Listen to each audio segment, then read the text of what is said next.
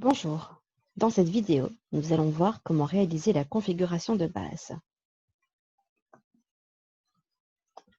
Tout d'abord, nous allons voir comment charger des formulaires et les mettre à jour, comment réaliser les correspondances avec DHIS2, c'est-à-dire comment lier des éléments de données dans DHIS2 avec des questions qui se trouvent dans le formulaire, et ensuite comment créer les comptes des utilisateurs. Nous sommes ici sur la page principale de l'application Yaso. Donc, pour rappel, nous avons ici 3 formulaires, le Canva CSI, CSI1, CSI2, Canva des hôpitaux et le Canva des cases de santé. Pour mettre à jour un formulaire, vous pouvez cliquer sur le petit crayon ici et vous voyez mise à jour du formulaire. Vous pouvez changer le nom si vous le souhaitez. Pour mettre à jour le formulaire, il suffit ici de retrouver votre Canva qui se trouvera sur votre ordinateur en format XLS. Là. Ici, nous, on n'avait pas changé la périodicité parce qu'on est dans un type event, c'est-à-dire que les données peuvent être collectées n'importe quand. Il n'y a pas de périodicité. Ce ne sont pas des données qui sont collectées automatiquement tous les mois pour tous les centres de santé, par exemple. Le projet 6 carte sanitaire, alors ce qu'on pourrait avoir à modifier, c'est ici le type d'unité d'organisation. Par exemple, vous dites, ah ben en fait, ce formulaire-là, peu importe lequel c'est, ce n'est pas au niveau uniquement des structures sanitaires, mais ça peut se trouver également à un niveau supérieur, par exemple au niveau des districts ou des régions. Donc ça, vous pourriez par exemple ici choisir, ah ben ce formulaire, il est aussi pour les communes. Et bon, très souvent, ce n'est pas ça que vous allez faire parce que la configuration sera déjà faite. Ce qu'il faudra juste faire, c'est choisir votre XLS form que vous auriez modifié. Par exemple, si vous avez rajouté une question, donc vous prenez cette nouvelle version. Et puis ici, vous cliquez tout simplement sur Sauver. Alors ici, location, GPS. C'est important de mettre si vous collectez des données comme des coordonnées GPS dans votre formulaire. Si c'est le cas, je vais par exemple ouvrir un formulaire. Donc ici, par exemple, c'est un formulaire sous format XLS form. Vous voyez, donc il y a une première colonne qui s'appelle type, name, label, avec 3 feuilles, survey choice setting. Donc c'est le format XLS form. Il y a beaucoup d'informations sur Internet à ce propos sur comment les construire. Et donc vous voyez, donc ici, on capture GeoPoint, on capture des coordonnées GPS. Donc ce que je vais devoir indiquer dans le champ Location sur Yaso, c'est ceci, ce qui se trouve dans la colonne Name. Voilà, GPS. Et donc c'est ce GPS que l'on voit ici indiqué. Mais ça, à nouveau, ça se fait normalement au tout début dans la configuration. S'il s'agit d'une mise à jour, vous n'aurez probablement rien à faire, sauf si votre mise à jour est l'ajout de la capture de coordonnées GPS. Donc voilà comment mettre à jour un formulaire. Donc vous êtes bien dans la partie ici, formulaire, liste, et vous cliquez ici sur le petit bouton. Maintenant, imaginons, donc vous avez rajouté des questions, et maintenant vous allez devoir faire ce qu'on appelle des correspondances avec DHIS2. Donc ça veut dire, vous avez ajouté une question dans votre formulaire, et vous allez devoir la lier. Donc par exemple, ici, ce sont toutes les versions déjà qui ont été enregistrées. On capture les historiques, on garde les historiques. Alors, rassurez-vous, même si on a les historiques, et si vous mettez à jour un nouveau formulaire, toutes les correspondances qui auront déjà été faites dans le passé, pour toutes les questions qui ne seront pas modifiées de votre questionnaire, resteront valables. Vous n'aurez plus à tout refaire. Vous devrez juste faire les modifications sur base de ce que vous avez ajouté.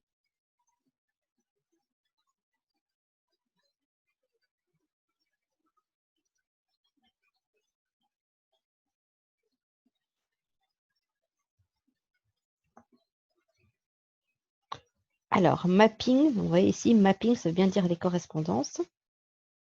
Alors, tout d'abord, ici, vous allez retrouver la structure de votre formulaire. Avec ici, chacun des groupes pour lesquels il y avait des questions. Et vous voyez, entre parenthèses, il est mis, il y a 21 sur 21 correspondances qui ont été faites. Et d'ailleurs, lorsque tout est fait, c'est en vert. Pour les coordonnées GPS, vous ne devez pas faire de correspondance. Ça se fera naturellement avec les coordonnées, avec le GPS qu'on a noté.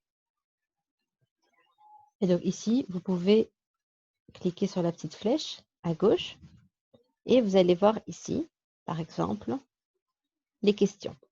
Ici, c'est la question sur la vaccination pour enfants. Je peux voir ici le label. Vaccination pour enfants, entre parenthèses, au sein de la structure ou sur le terrain. Le type de réponse était oui, non. Et ici, j'ai le code de ma question. Alors, vous pouvez faire des mappings. Ici, il a déjà été fait. Il a été fait avec le data element qui s'appelle HFR, Dispo Service Vaccination pour enfants. Vous pouvez le retrouver comme ça. Imaginons qu'on se dit « Ah, mais ce n'est pas le bon mapping qui a été fait, il y a une erreur ». Vous cliquez sur « Remove Mapping ». Voilà. Imaginons donc voilà que vous avez un data element. Vous voyez, il est passé en noir ici. Ça veut dire qu'il n'est plus mappé. On est passé à 19 sur 20. Imaginons que vous voulez faire le mapping de ce data element. On va le retrouver. Vous cliquez ici.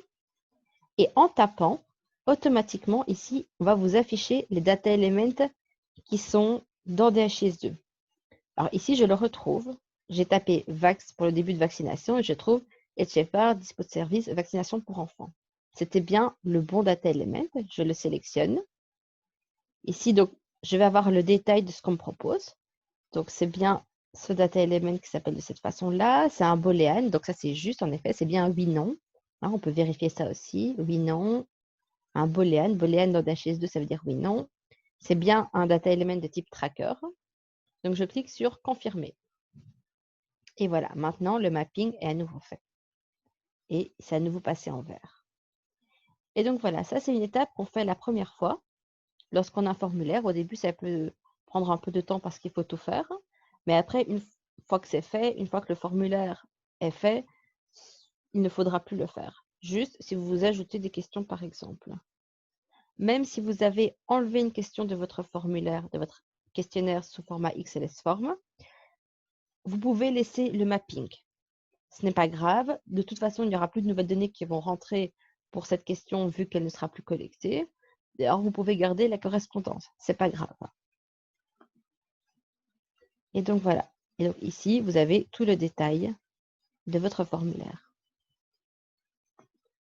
Donc, pour faire les correspondances, ça se passe là. Vous voyez ici, vous avez la version du Canva. Vous voyez, ça, ce sont des versions différentes.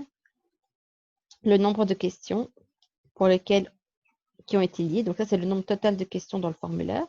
Ça, c'est le nombre de questions qui ont été liées avec un data element de DHIS2. Donc, ici, dans cette version-là, j'en avais 299 sur 355. Si je prends, par exemple, la version d'aujourd'hui, j'en ai 354 sur 361. Vous voyez ici la date, et donc assurez-vous de bien prendre la dernière date. Voilà, on est ici dans la partie correspondance. Pour finir, on va voir comment mettre à jour les comptes des utilisateurs. Vous cliquez ici sur Utilisateurs. Ici, donc, j'ai la liste des utilisateurs qui ont accès au projet, avec leur nom, prénom, leur email, et puis vous pouvez en supprimer si nécessaire, en cliquant ici sur la petite poubelle Effacer. Et vous pouvez aussi modifier. Alors ça, c'est important. Donc, lorsque vous créez un compte d'utilisateur,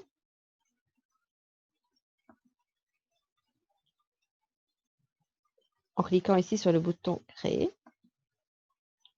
on va vous demander de mettre un nom.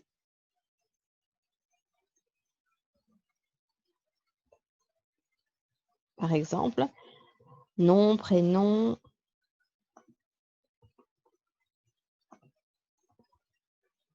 un email, les mots, et vous allez devoir indiquer un mot de passe. Bon, ça c'est assez classique. Ce qui sera important, en effet, c'est de voir les permissions, qui est ici dans le deuxième onglet.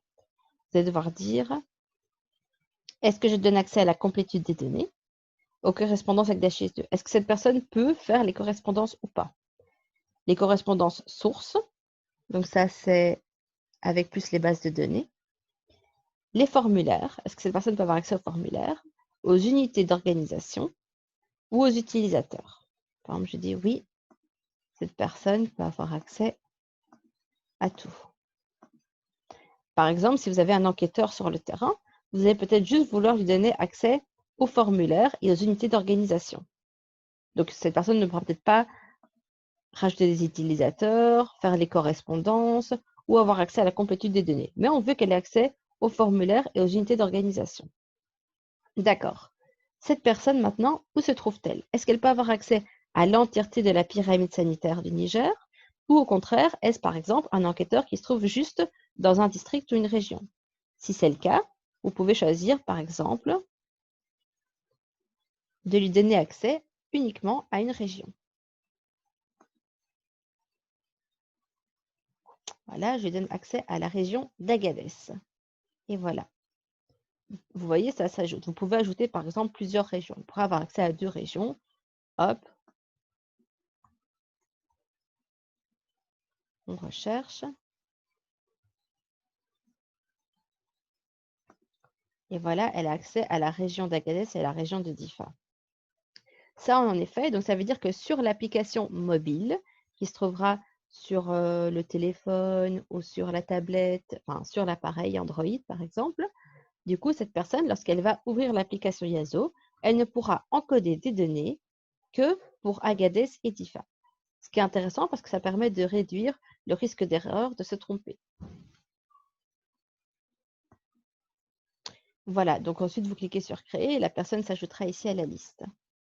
Idem, pour modifier la personne, c'est exactement les mêmes onglets. Je peux ici, par exemple, décider de changer les permissions ou la localisation. Et voilà, nous sommes arrivés à la fin de la vidéo sur comment faire la configuration de base avec la mise à jour des formulaires, les correspondances entre le formulaire et les éléments de données de DHIS2 et comment gérer les comptes des utilisateurs. Au revoir.